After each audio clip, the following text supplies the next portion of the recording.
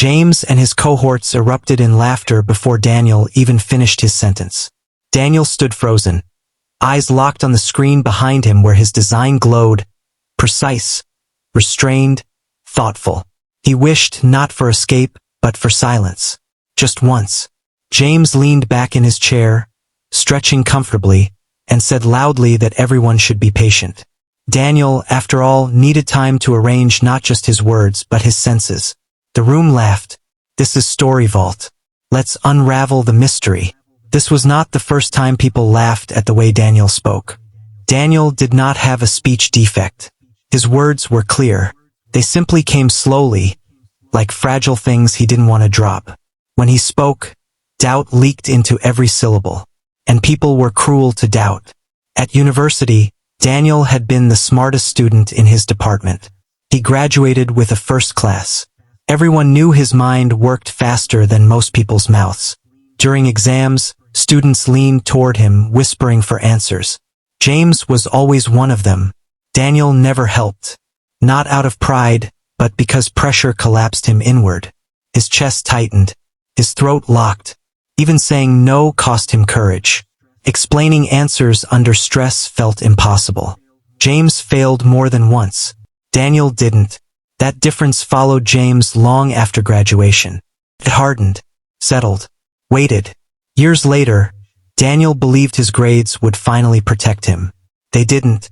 Interviews were brutal. Panels smiled politely while his voice slowed, confidence slipping away mid-sentence. He was rejected again and again, not because he lacked intelligence, but because uncertainty sounded like weakness. Time passed. Then Daniel saw an internship opening at Vertex Designs. Vertex was not just a company. It was the company, the largest design firm in the city. The place Daniel had admired quietly for years while redesigning posters alone at night. When he applied, he did it with zero expectations. Somehow he got in. When he was accepted, Daniel thought life had finally turned. On his first day, he walked in and saw James. James was already established, loud, confident, the CEO's nephew, a supervisor now, everything nepotism could polish.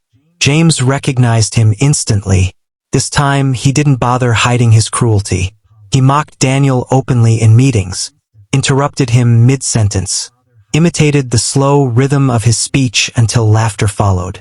He sent Daniel on pointless errands, then accused him of laziness. He shredded Daniel's designs publicly, calling them empty, pretentious. "This one doesn't think," James once said. "He just pretends." Because James had power, people listened. Some people saw Daniel's talent, but James was protected, so they stayed quiet. Daniel endured it. At home, he worked. He studied Vertex's past projects, noticed patterns, mistakes, gaps. He redesigned things nobody asked him to redesign, not for praise, but because creation was the only place his voice didn't fail him. Then Vertex began to panic. A major client rejected every design submitted. The contract was massive. Losing it would damage the company badly. A general meeting was called. Every staff member and intern was instructed to submit a design anonymously. Whoever was selected would present it personally. James laughed, said it would be entertaining. Daniel worked through the night. On presentation day, designs were dismissed one after another, until the client's representative raised a hand. "This one," he said. "Stop here." The room stilled. Daniel's intern ID appeared on the screen. James laughed, loud and careless, and said Daniel would disgrace the company if allowed to speak. He insisted Daniel was slow, unreliable. Before anyone could respond, the doors opened. And then it happened. A man walked in, the real CEO of Vertex Designs. The atmosphere shifted instantly. People straightened in their seats. Conversations died mid-breath. Some had heard stories. Most had never seen him. For years, Vertex had been run publicly by an acting CEO, James's uncle, while its true owner stayed behind the scenes, guiding decisions quietly, watching everything. Now he had stepped forward. Daniel was called in. He began to speak. His voice shook. He missed a point. The room laughed again. James led it. The client raised a hand and asked Daniel to stop. Then he looked at Daniel carefully and asked if he truly designed the work. Daniel nodded. The man said quietly that only a sharp and disciplined mind could produce something so clear. He said he noticed Daniel's voice, but also his thinking. He said the voice was not the weakness. Fear was. He said the design already spoke powerfully. Daniel only needed to let it breathe through him. The room shifted again.